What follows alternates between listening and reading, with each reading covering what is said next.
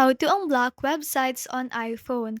In today's tutorial, I'm going to show you how to unblock websites on your iPhone. So first, open your settings app and scroll down, then tap on screen time. Next, you will want to tap on content and privacy restrictions. From there, go to content restrictions. Now, scroll down until you see the web content section. Tap on it and you will see the never allow list.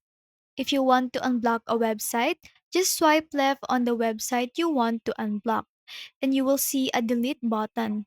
Tap that and the website will be unblocked on your device. And that's it. Now, you can access any website that was previously blocked.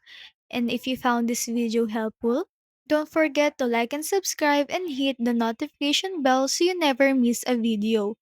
Thanks for watching and I see you in the next one.